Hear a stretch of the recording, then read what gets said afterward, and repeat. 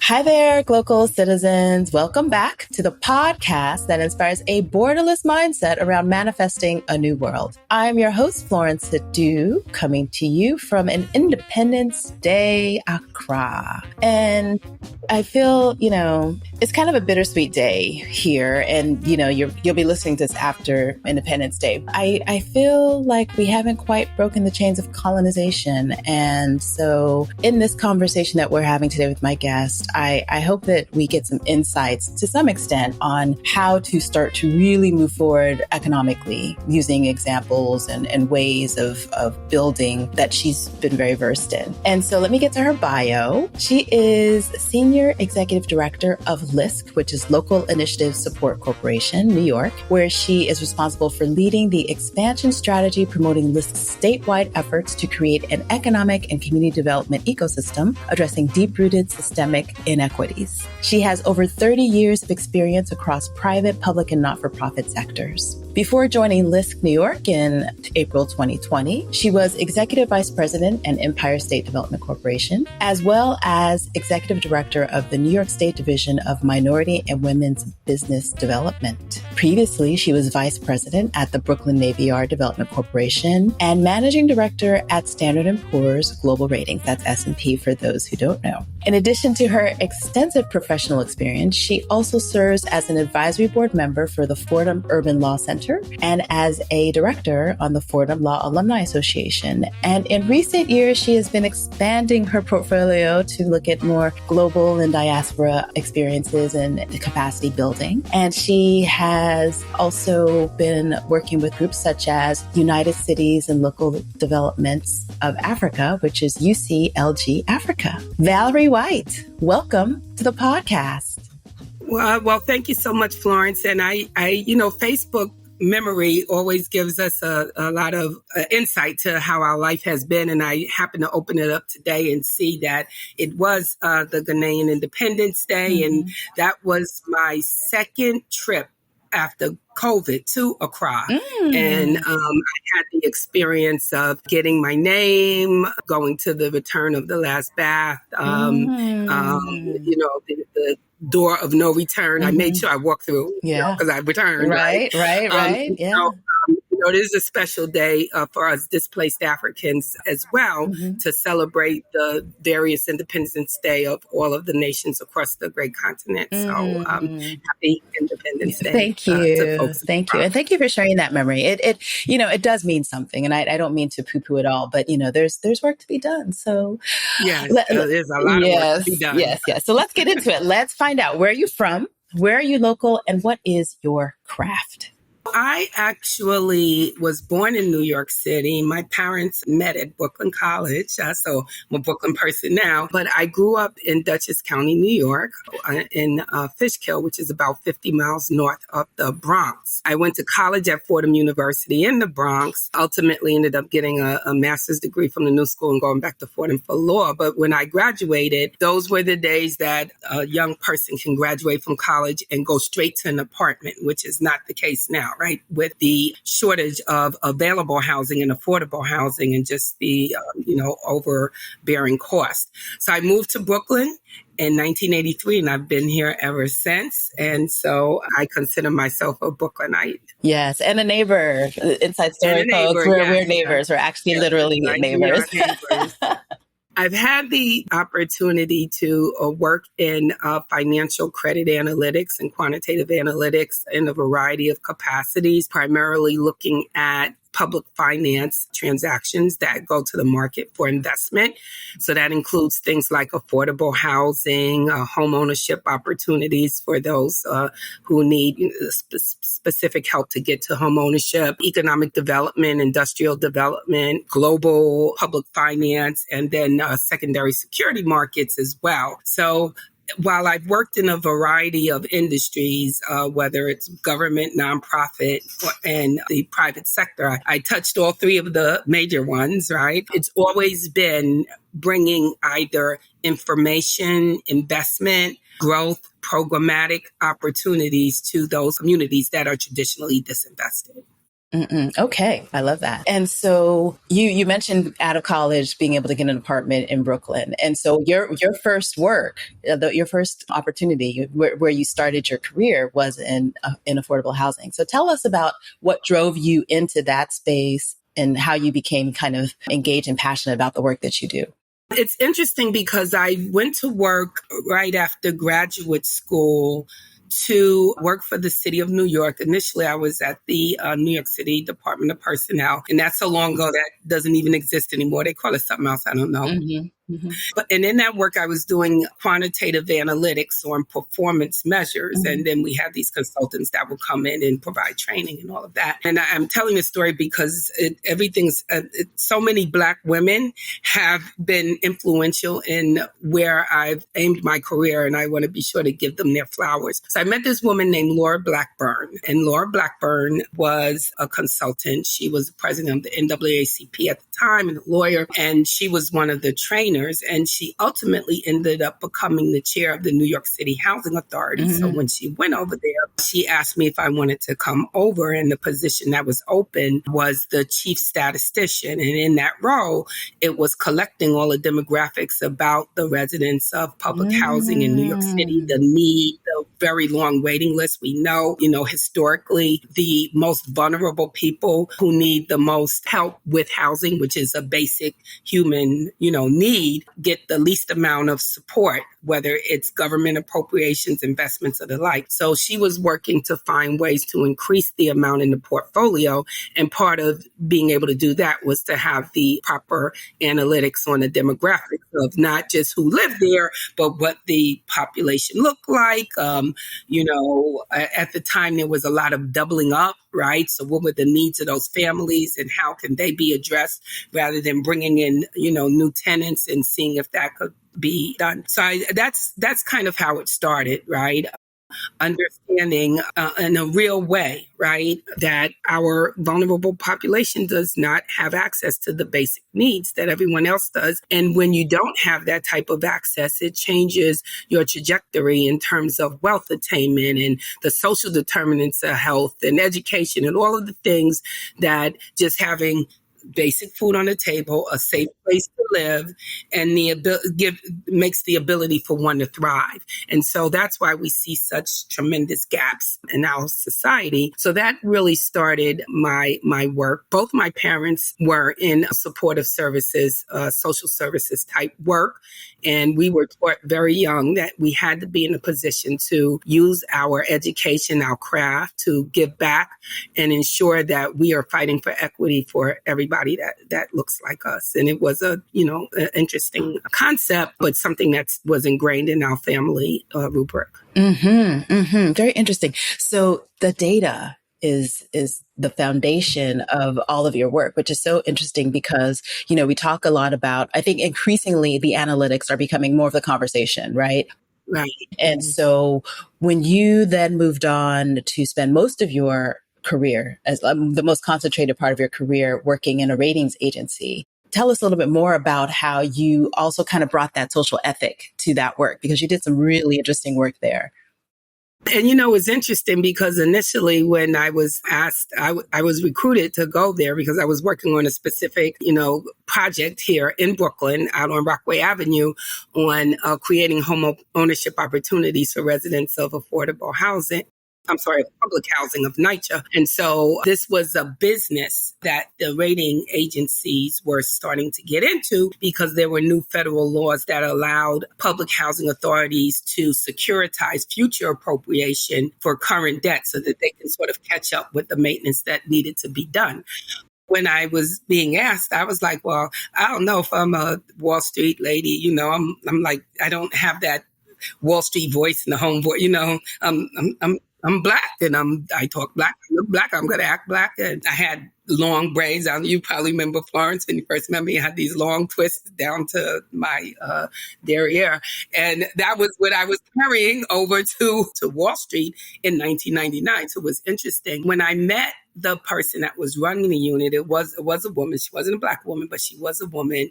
And, I said, I'll just go out to lunch. And I was like, listen, what I bring is this ingrained ethic into looking at these data and analytics. And I need to know that you're going to be comfortable with that, because I'm quite certain that everybody else that work in the company won't be. So it was a mid-career change for me. And I don't know that I would have had the wherewithal to have had that conversation at 21 or 22, but at Sure. 35, Yeah.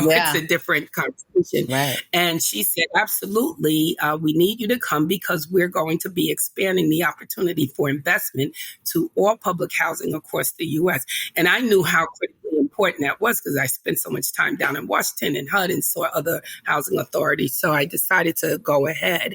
And that was the basis of how I looked at the analytics, developing the methodologies to allow these analytics to be utilized when you look at affordable housing, government housing across the country. It is an investment. It's an investment, a social investment that we as folks in the country should be making to at least have enough supply for those who need it. So that kind of was the basis. And then in looking at the risk factors, understanding also you can't look at an affordable unit or a housing authority unit the same way you look at a commercial real estate housing unit, because they're going to turn over tenants, they're going to refinance in a different way, rather than try to stay with the units, make the properties, habitable, because it's a social purpose. So that was kind of also ingrained by adding a qualitative layer based on history and practice to the quantitative. Interesting. So you bring up a really good point, because the customer for affordable housing, I mean, it's the local residents, but it's also whatever the governing authority is, right? So then you're really making a bet on a tax base that will then be able to support the ongoing injection of capital that manages and maintains this? Or is it more so about who's in leadership? Because then there's where the politics start to come in. Exactly.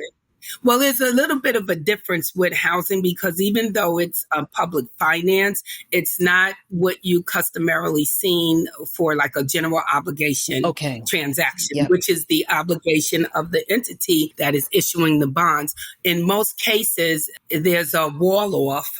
So there's a special purpose vehicle created. And so the analytics really are on the underwriting of that property. And that underwriting not only includes the rent that the individuals will pay, but it also includes government subsidies, whether it's grant subsidies, lower interest loans, support that historically you might have seen that a particular governing entity will provide a property or that type of property without putting their obligation on that particular property. So most times with housing is sort of segregated out. So it is a true structured finance transaction. Is just much more complex, because the layer of the capital stack, the different type of money that one has to pull together to get one transaction done, is like astounding. It's like a Jenga. And if one of those things don't come through, the entire deal falls. So it is hugely interesting. And I'm really, really fortunate that I had that opportunity to work in that space, and kind of, still do now as in a different form as the lender or one of, many investors. I've written on this. I've published op-eds on it. We as a country here in the U.S. have to really think about the fact that the most complex transactions, the most costly transactions to provide this service, as I said earlier, of housing for the most vulnerable population, it speaks to how important we as a country think about housing those that are less fortunate. Right. Like what we think about our basic human rights. Yes, and who should have them, and how the capital plays into that. Right. So interesting. So I want to take a little bit of a veer, and you've said you've been in Brooklyn for quite a long time, but I'm sure you've had opportunities to maybe be somewhere else along the course of the way. So this is where I like to ask why the where. So how did you come to be living, working, and playing where you are currently located? I am a Brooklyn person. I've only considered a couple of other places. Maybe I spent a great deal of time. I think we talked about this, Florence, in London during the work, because once I had established a business for public housing across the U.S., I moved into creating methodologies to analyze social housing in Europe. And we had an office in London, and then spent time in Australia, and had a whole staff in Mumbai, India, which was also very interesting. Like just experiencing different cultures and the work, not ethic, but just the work cultures and environments that are in different places around the globe. So that was great. My home was always here. And, I always still now, I have the opportunity to work, various places across the U.S. And then you mentioned I'm doing some work on my own separate from LISC in Africa. It's always here. And I think that it just gives me a grounding. Where we live, Florence, is very culturally rich. It's got a very strong history. It's got a very strong Black history. We are seeing changes in the demographics of our most close neighbors, as well as the neighborhood. But there's still that essence of Afrocentricity right here in Brooklyn that I gravitate toward. Mm-hmm. And so, it just feels roots. Every once in a while, yes, feels roots. Yeah, exactly. Yeah. Okay. Sounds good. Now, you talked a little bit about doing these other works and working on methodologies and things like that. And I want to kind of put a lens on urban revitalization, because you did fun fact, and I don't know if you knew this about me, but I did economic development for the city for quite a time. And I ran a program that worked with the Brooklyn Navy Yard. And so we were in talks, this is years and years ago. Did we cross paths? Yeah. I don't think so. No, not at all, because my program was around the tech boom, and it was one of the tech districts. Okay. So this was, I understand the Navy Yard very well, and the areas that were like untouchable, and then the ones that could touch it. So we had one little place that they said, okay, we can try to attract tech tenants here, and we'll do your little program here. And they did an okay job. But then the Navy Yard transformed into the film and the television, and then it's a whole new space. Okay. So you entered right about the time, I think, when Steiner had completed construction. And then this is when the master plan was now being implemented. Yes, that's right. I worked on that. Exactly. Yeah. So tell us about your experience with revitalizing, and tell us about what the Brooklyn Navy Yard is and your work there in revitalizing that campus.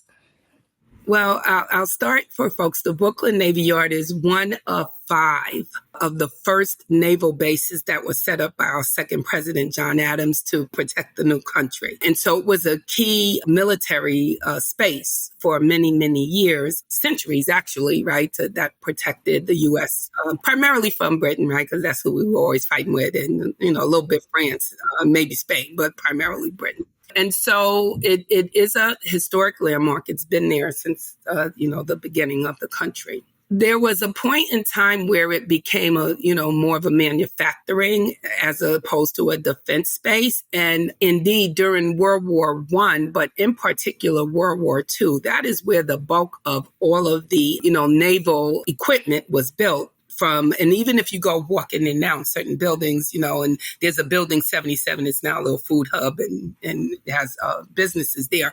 But if you walk in and you look up, you can see where the torpedoes, right, were slid down to go into the, into the submarines, and so that the things can go out. So it's a really, really fascinating place. I lived, before I moved closer to where, where we are now, I lived for 20 years on Waverly Avenue between Park and Myrtle. So I lived there. That was where my house was, as I had a house, I downsized. It was this thing that was there, you knew history that, that it employed, I think, during World War II, something like 1% of all the people in the nation. And if you think about that as a large, that is just huge. And it was a huge economic engine, but it had fallen into disrepair for a number of reasons. Number one, I think that the these ships were getting too big and they couldn't fit under the Verrazano Bridge. So the last ship had to be, put together in pieces. And then there was an attempt to revitalize it by a couple of, Congress people, including Shirley Chisholm, my sorority sister. So hi to my sorors out in the West African chapter. And Delta Sigma Theta Sorority Incorporated. Give a shout out. Yes, they recently found it out there. And then there was a time where there was like corruption and all this stuff. So eventually it turned into a nonprofit. But what's important, and why all that is important, surrounding the Navy Yard was built public housing. Right.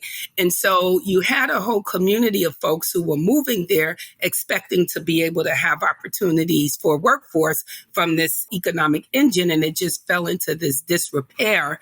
And with it, that particular neighborhood saw unemployment rates just skyrocket and deterioration of this great facility. So the time that you were there probably was the very beginning of the start to develop it as a contributor to economics in the neighborhood. When I started, the film studio was the first thing there, but there was a real effort to ensure that any economic progress that came to the yard incorporated the neighbors who have lived with this place for so many years. So there's so many different things there at the yard, including the employment center that works specifically with the people in public housing for training to ensure that they have opportunities to go and work in one of the 600 small manufacturing companies. Now it is an urban manufacturing space. The master plan included bringing a high quality supermarket to a place which was a food desert for people of color, and it's there now. The food hall that I mentioned that was in that old building 77, which now houses the headquarters of the Navy Yard, along with several other businesses, including Hip Hop Closet, my good friend Kaish Kelly, who's actually from the neighborhood. The food in those places, they have to be a certain amount so that the people who work in the manufacturing can actually afford the lunch. And so when we decided who got the space, they had to have breakfast and lunch items at an affordable price so that the folks in the neighborhood could enjoy. So it was just for me, it was a lesson of learning really what economic development was when you attach it to an entire ecosystem of housing, which I was familiar with, but also the ability to work, the ability to participate in the growth of an economy, and how all those things together, and entrepreneurship, frankly, how all those things together lead to breaking the cycle of poverty and giving more opportunity to attain wealth. So very interesting job and a very interesting time. Of course, now some of the things in the master plan are built. There's I saw the Fresh Direct wine store and the Wells Fargo and all that kind of thing down there. Yeah. It's totally. I mean, just to see from where it started, and that's one thing that I really appreciate about doing work in economic development, because when it goes right, you see it. And you see how communities change. And when it goes right for the people who it's meant for, then it's even more empowering, because that was very key, is that it was a tremendous food desert. And there was a tremendous barrier between the neighborhoods. So that's the Fort Greene neighborhood in Brooklyn, Fort Greene, Clinton Hill, that it abuts. And on the other side, you already have this barrier, which you had Williamsburg, Brooklyn. And so you have a cultural divide and you have this big, huge, and now it's just like it's now kind of melding the communities together, which I think is a beautiful thing. The Domino Sugar Factory is now right across. And so you really have the park. Yeah, exactly. The one thing Florence, if you ever go into Wegman, take a look and see who's working there into Wegmans, because you see a lot of young Black folks, and we specifically said to Wegmans, if you come there, you need to be hiring from there. So we created a whole training program, and they actually took the residents of public housing out to the Wegmans in New Jersey to shop, to be sure they had the cultural products there that were needed. We worked with New York City, City Tech College, which has a culinary institute. And so Wegmans actually has a class there in the Culinary Institute on pre-prepared meals. So they hire the students straight from there to go to that site to work as the chefs. And of course, City Tech is one of the city university colleges that have the most immigrant population. Their income is much lower. So as you said, when it goes right, you can see it and it's important, but you have to be intentional, right, about making those connections. Yeah. Yeah. So I have a cute little story about Wegmans because I was in the shop one time and to your point, the employees are young. They're young kids from the neighborhood and they've been trained very well. And so I was picking up some kind of food, healthy or whatever. And one of the staff people, she said, I don't mean to bother you, but what do you use that for? Because I'm really trying to change my diet and this, that, the other. And I was like, wow, this is, and I'm glad that she felt comfortable enough to ask. And so I gave her some tips and she was like, thank you so much. So yes, we can appreciate that work. Yeah, but that's how it takes a village, right? So there's a village created in that ecosystem. And that I'm so glad she was comfortable enough to ask someone that she can see that looks like her, she can aspire to have a conversation about health. So great work, Florence. Great. Great work to you too. Okay, so speaking of just being connected to the local communities, let's talk about Glocal speak. So we want to hear what you hear. So I ask you to share a word, a phrase, or a saying that is a meaningful part of your local experience and why or how you come to value it as Glocal speak. Oh gosh. One is ride or die. Okay. That's so Brooklyn. Yeah, and that's Brooklyn, the ride or die. Because with that, who is going to be, there to support you as an individual, your concepts, what you aspire to, your mission, and how you want to contribute to the community. And so it sometimes, again, as I mentioned earlier, we're in an ever-changing community, right? We've seen quite a bit of changes right here in Clinton and Clinton Avenue, namely right next door to our building, right? That is not necessarily in alignment with the historical, cultural place of where we live. So sometimes it gets difficult to have the type of conversations to say, yes, we believe in community development. Well, we don't believe in gentrification. Those are two different things. We want, us here that live in the community want the fancy coffee and the extra nail place and to shop in the boutique and the restaurants. Yeah. But that doesn't mean that it has to be excluding those who've been in the neighborhood for so long. So gentrification is a very deliberate word. It's of the gentry, for the gentry. We are changing it so the gentry can have access to the things that they want. And that in and of itself, that word denotes the exclusion of people who may have already been there or not considered whatever the gentry is. So those conversations, sometimes get difficult because I think that they get commingled on sort of both sides of the spectrum. So the ride or die folks, we're out there, we want to be sure we're going to be advocating for services. We're going to be ensuring that people have equitable opportunity for growth and wealth, and it doesn't always fall on very pleasantly on the ears. So I like the ride or die. Whether it's in a personal thing, being around in Brooklyn or out in doing the work that I do. If you're ride or die, girl, I got you, dude, I got you, let's go. Right? And make changes that we need for our people. Yeah, I love that. So speaking of, now let's talk about your current role, because this is where some real, not that you haven't been doing impactful work, but LISC, because you started that work in a really challenging time and have been able to just move and still transform at a stellar pace. So tell us about LISC and tell us about what you're working on now. So LISC is a local initiative support corporation. As you said, it was started about 24 years ago in the Bronx, and it is the concept of a community development, but involving the community in that development and ensuring that there is investment coming in to rebuild infrastructure, community infrastructure, which includes housing, the schools like the charter schools you work on, faith-based institutions, community, and then the economic engine, doing it in a way that it's meeting the needs needs of that specific community, and that the community is enjoying the resources to sort of close the gap of access or the gap of wealth attainment that that particular community is experiencing. So I did start, it was literally right smack in the middle of the pandemic.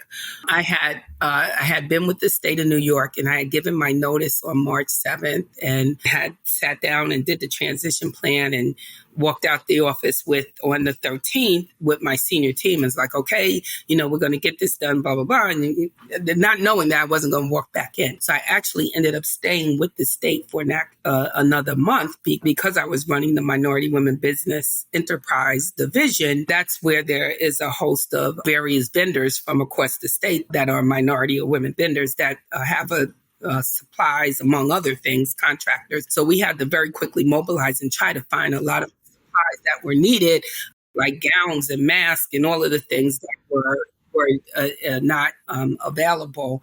And on top of that, had to figure out how to CPE certify people online so that they could make the right material and we can get the nurses. They were wearing garbage bags. Remember, they didn't have enough stuff. So I had to, I didn't have to delay, but it was the right thing to do. And LISC agreed to just ensure that there was a standardized system to getting those supplies out throughout the state of New York. So when I started, it was interesting. I worked remote for two full years. I didn't get into the office for 2 years. I didn't meet my staff for a year and a half. So that was interesting. You get the usual time where you get to know them and, the 90 days and all that kind of stuff that you do when you take over leadership of a new organization, because we did not have that time. We had to quickly stand up support. There were, at the time, different funds coming in from a variety of places that were trying to address the needs of the communities that were just like people didn't have food. Mm-hmm. They couldn't pay their rent. They couldn't get to where they were dying at these rapid rates. So and businesses were just going out of business because they weren't prepared, a lot of small businesses. So we stood up a couple of things very quickly. The LISC New York City Small Business Enterprise Program, we raised about $4 million, grants of $10,000 or more to small businesses, but we did it through providing capital and other resources to nonprofits across the city. We looked at 16 different ones, and we determined the neighborhoods that had the most death, the most job loss, the most, illness, and knew that they had the most need. And those were the nonprofits that we worked with to identify the businesses and deploy that capital to them. But we wanted it to be sustainable. So there were a lot of folks that were, we're giving $2,000 grants. Okay, thank you, right? That's not going to be sustainable. I said no less than $10,000, but programming to help folks. So I'll name one place, I can't think of the name of this place, but I'm sure you know it. It's right over there by across the street from Bedvine, right? It's the wellness center, the spa. Oh yes. The sister, she's dynamic. And so she utilized the grant to upgrade her computer system so that she can expand her online marketing, right? There's another sister named Dawn Kelly. She runs a company called the Nourish Spot. She was able to, because delivery was big and it's fresh juices and the like. She was able to stay in business because she increased her delivery opportunities, the DoorDash. She now has a vending at the U.S. Open. She just opened her third location on Malcolm X Boulevard in Brooklyn. She was from Queens. I mentioned Kaish Kelly at the Navy Yard. She was making masks. In fact, we have LISC New York masks that we ordered from her. So a lot of folks were able to utilize that, not just the $10,000, but the support from the nonprofits. So that was one of the things that we had to do very quickly. But we just continued working with nonprofits, building their capacity. We are an intermediary investor. We also invest in real estate and disinvested communities, and that includes affordable housing, like I spoke about earlier. So we were doing that work across the city, trying to ensure that we're bringing those resources and capital. And then about 2 years ago, I was asked, this is we could look at this through New York State. You have a state relationship, different funding coming in from the federal government. Would you look at how do we expand this across the state. And so I said, okay, we had some staff in Buffalo. So I said, all right. And that was in May 2022, the beginning of May of 2022. And I took on that responsibility. Not 2 weeks later was the mass murder at Tops on Jefferson Avenue in Buffalo. Right. Wow. Yeah. So again, and I just came back from Buffalo. I spent a fair amount of time up there. We stood up very quickly because we had that experience, financial support to the neighborhood, because that was not just the supermarket, they had the blood pressure machines. People would get their blood pressure checked there. People were cashing their checks there, getting their pharmaceuticals. So all of a sudden it stopped. And the public transportation in that neighborhood, it's isolated because two large interstates were built decades ago that now isolates the East Buffalo in an area that the transportation is not great. So that is fascinating work. What I love about this is that I do spend a great deal of time in Albany with policy and legislative advocacy dealing with the border issues, but I get the opportunity to look at the issues that affect the market, very market specific, that are affecting the community, and tailor our investments and our programmatic support to that particular market to bring about the same alignment in, the change in the ecosystem. So through that, I'm meeting like a lot of interesting people in different sectors. We're starting now to work in Syracuse as well, which is another interesting area because that big Micron chip is coming, $100 billion with a B, of economic impact over 20 years. So we need to be working to be sure that $100 billion economic impact is enjoyed by everybody. And that means preparing communities that may not have the opportunity to be part of that expansion. So, yes, interesting. Yeah, interesting work. Absolutely. Absolutely. And, I think you have given us the grassroots of what the impacts of that kind of violence and those types of disruptions can really wreak havoc, because I didn't even know that it was, you heard on the news, it's just a supermarket. No, this was a community center. So to the extent that when we have senseless violence that is associated with, really continuing to marginalize people, then we really have these issues that we are having to contend with. So now thinking about your work, and I love that you are fully understanding and looking at all of the pieces, the moving pieces, where are you seeing the best partners emerging for your works and for community development now in the current environment? Well, you do see investment from a variety of corporate places for a variety of reasons. And I'm going to say some statements, but they are kind of generalized because each corporation is different. So we'll start with the financial institutions that have to abide by the Community Reinvestment Act, which the new guidelines, the CRA, basically there's new guidelines that talk about investing in these communities in one way or another, where if a bank is taking deposits from individuals in community, they need to be. And that started in the 80s. And through that act, the Community Development Financial Institutions, CDFIs, which does have that designation and is the largest in the country, those financial institutions were set up to bring banking and other financial services to communities that didn't have them, because the banks, they took the deposit, but they may not have been given the loans, right? The business more, so that was the reason why that was brought up. And now there's a little bit more meat on the requirements that just come out over the last year or so. So you get some of the funding from there, and some banks are really passionate about DE&I and community investment and equity. Others are doing what they need to do to meet the compliance requirements, right? So, and we are seeing a movement in corporate America away from DE&I programming in general. And you can relate that to equity, to wealth attainment, to all of those type of things, because even though they may say that they're doing different things, they're all related, right, to bringing us to this point of equity. Great partners in the community, not just the grassroots partners, and the grassroots are hugely important because that's the first line of service for to community members, whether it's a socioeconomic service, healthcare service, educational service, housing service. Those grassroots communities are doing the job very specific, to that neighborhood that brings the sort of social impact. So great partners there. Other large partners I just met with when I was in Buffalo, I worked with the head of the Urban League up there. I work with the head of the Urban League here in New York too. And the United Way of Greater Buffalo and Western New York, and just dynamic folks. The head of the Urban League down here, Valeries in New York City, just very dynamic in addressing, those key gap issues up in Buffalo's Thomas Buford, the Urban League there. The United Way is Trina Burris, and just folks who are looking to make the betterment of the community through these larger organizations. And then, a variety of different elected officials that are dedicated to their community, not just here in New York City. I work closely with up in Mount Vernon with Mayor Sean Patterson Howard up there.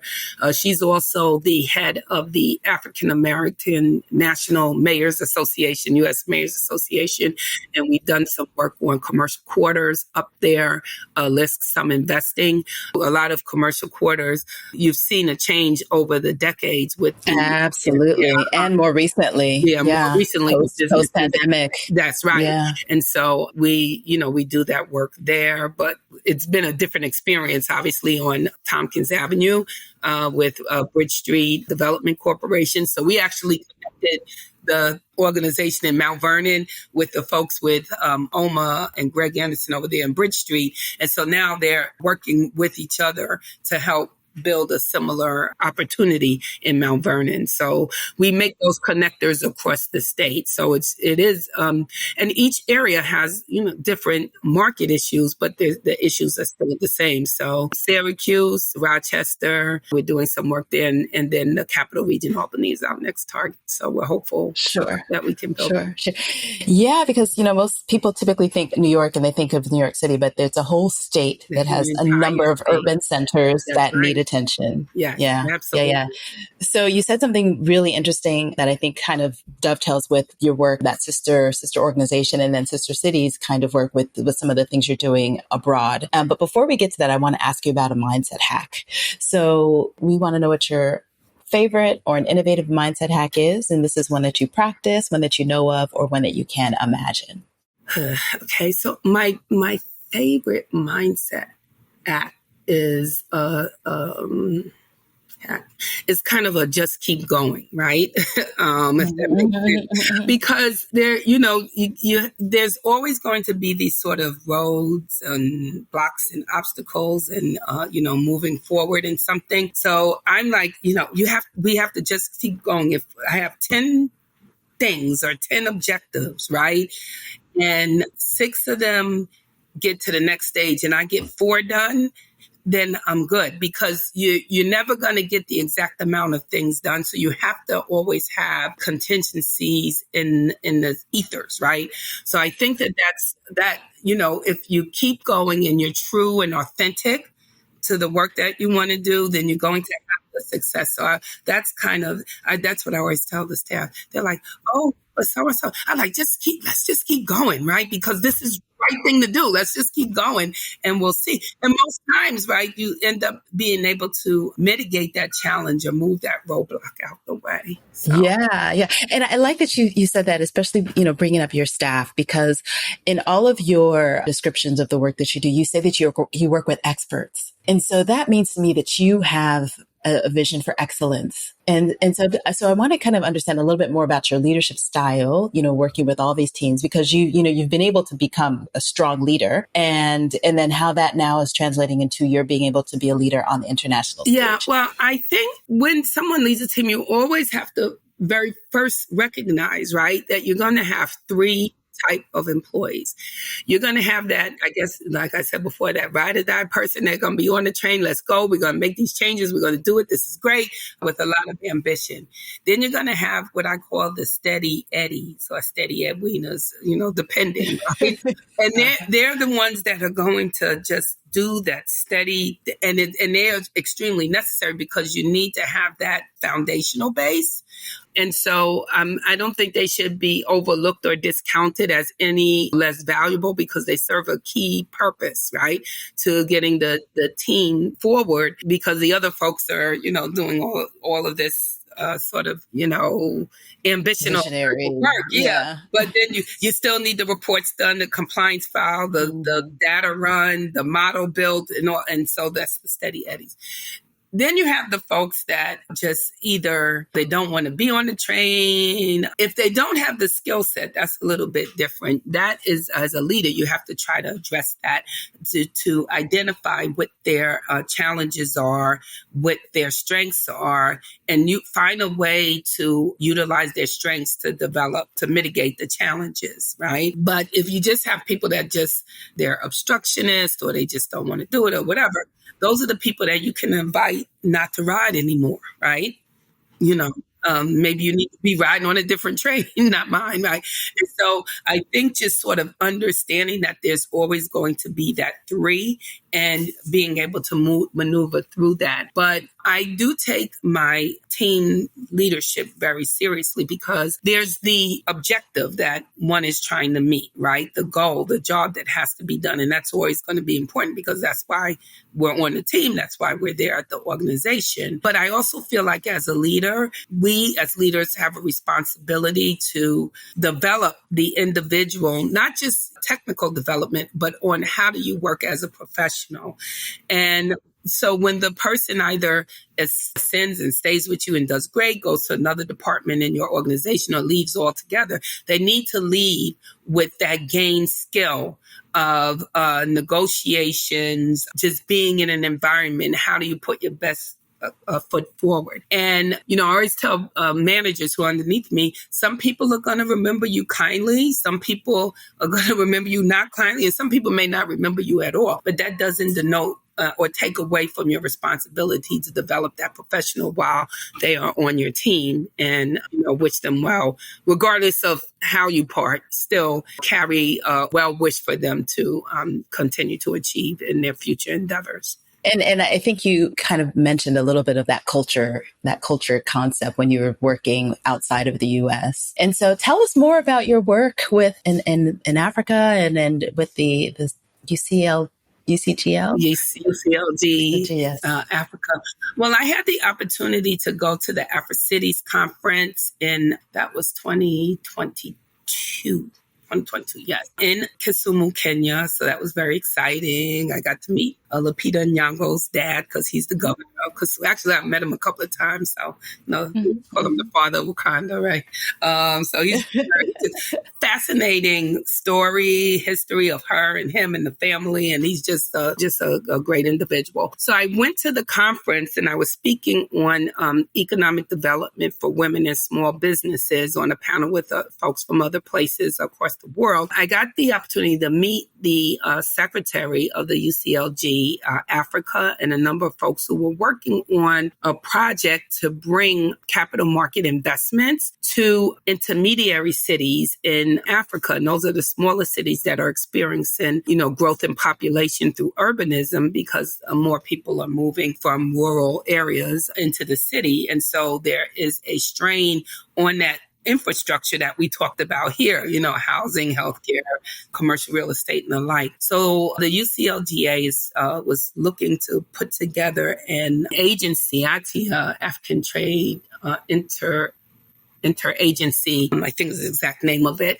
And what that thing would do is it would issue debt out to the capital markets in Africa and then loan to, member cities the money to build the infrastructure.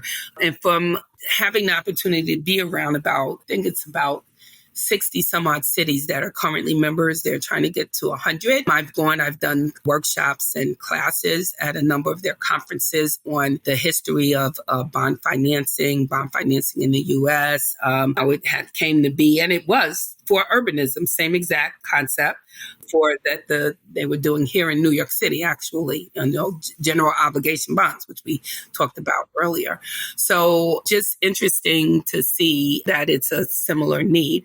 We do know that Africa has the youngest population. I read that article in the Times, I think it was a couple of months ago. We do know that Africa is as a continent, is the least contributor to global climate destruction, but feels the impact the most.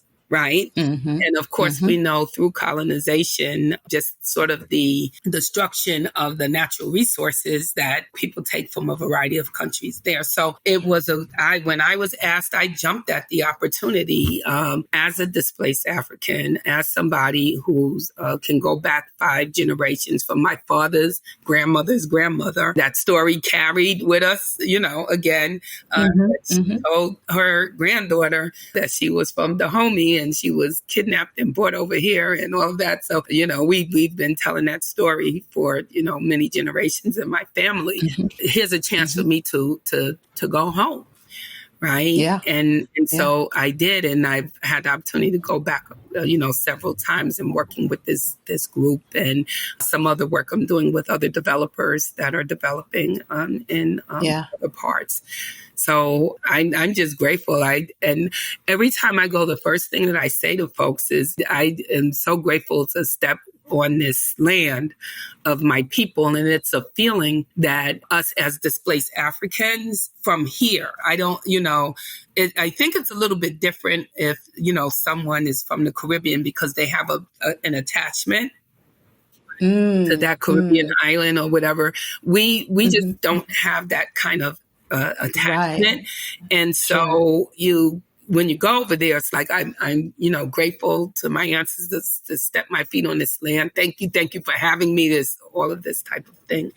I just had a conversation with Malik Yoba, who the actor. He's over in Johannesburg right now, and he was posting something saying, the joy of coming to the land with the displaced African. And I was like, listen, it never gets old. Every single time I go, regardless of where it is, that emotion is still the same. And so I'm just really, really fortunate to have this opportunity and hope that, what I've been able to learn in my career, that I can bring some contribution to the decolonization of wealth. There we go. Bringing it back to our people and wherever. Yeah. Yeah, absolutely. Decolonization is my phrase for everything. Yes.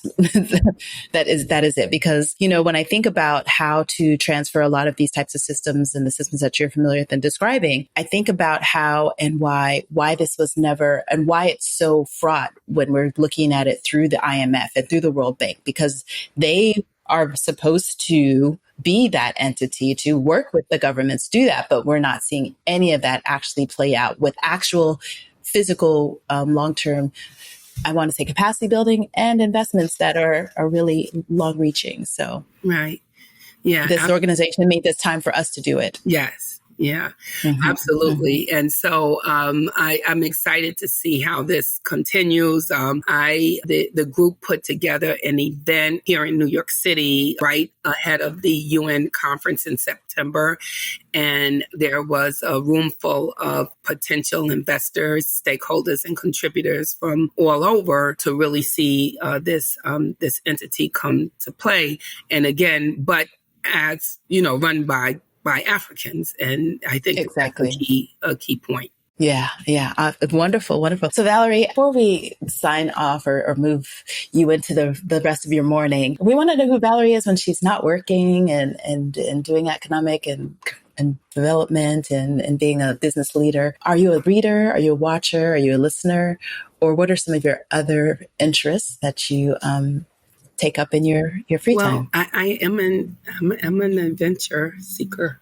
Okay. I love it. Adventure seeker. I love it. I said I'm going to end up, I like to put my feet on different places of the world and travel the world. Yeah. I just came back in January from Marrakesh, and that was exciting. Okay. I get involved in the climbing the mountains, go into all the Oh, culture because it's nice. important to understand where we come from. I do a lot of traveling. Yeah. You were just in Peru, I think you said too, right? I'm going to Peru. That's my next. Okay. Yes, Miss Okay. you. I went to Israel about a year ago, and it's a good thing I went when I went because I know that trip would not be happening anytime soon for anybody, right? And just, having the experience of different cultures. I mentioned my sorority, we're very active in, we're a public service sorority and things like voter registration, economic development, education, and then just sort of hanging out with them is a lot of fun. And then just kind of being out and about, enjoying my neighborhood. I sat on the board of BRIC for a while in the Brooklyn Arts Council. That gave me some exposure to getting like great tickets to stuff. I still utilize it. But there is I was at the Guggenheim on Sunday, and there's a really interesting exhibit called Going Dark, and it is art mediums, video and oils and sketches and all, photography. And it talks about the intentional and unintentional invisibility of our people as it relates to racism in the U.S. So that's one to check out. Yeah, to check out. Yeah. And okay. So that kind, just being out and about. Okay. Okay, so we'll put some links to those organizations and also the exhibit that's going on now. So Valerie, before we sign off, is there anything any last words you'd like to share with our audience? Yes. Well, first of all, thank you so much, Florence. I know we've kind of seen each other for years, and we were able to have this conversation, and I look forward to, more ways to collaborate in this work. One of the things when you and I were talking about this, one of the things that I said, in going back and forth to the continent, and I've been to the Caribbean many times, different Caribbean nations. But when I went to Israel, we were getting a talk from an Ethiopian Israeli, and he was talking about what was happening over there, and he was saying the difference between anti-Black and anti-racism. So myself and one of the other people I was with, who are, descendants that were moved over here to America, we were like, well, I don't understand, what are you talking about, right? It's the same thing to us, right? We didn't get it. And he said, when you're from the continent, being Black is not the first thing, right, that comes to your mind. You're Ghanaian or Kenyan or South African or from Cote d'Ivoire, whatever. He said, but if it becomes part of your daily life that's in your face all the time, then you see it in a different perspective. And I think it took that statement for me to really understand how a deep colonization has changed the fabric of the one thing that connects us Africans together, which is Africa. And so I realized I have to be accepting of that colonization as I move forward and hope to work more within the diaspora, whether it's on the continent or in the Caribbean or in, other places of the world. So that understanding that we as an African people have been put in this place very specifically and intentionally through colonization was a eye-opening moment for me. Yeah. Thank you for that, because I think that really sets our mindset in a place of how do we move forward together. Exactly. Yeah. Thank you so much. Thank you. So listeners, you can catch us Tuesdays with new episodes at localcitizenspod.com or wherever you get your podcast. Please like, share, subscribe, tell a friend. It's Her Stories March. So we have wonderful stories of women coming to you all throughout the month and always. If you like it, leave us a review. We're looking for 100 in 2024. So until next time, bye for now.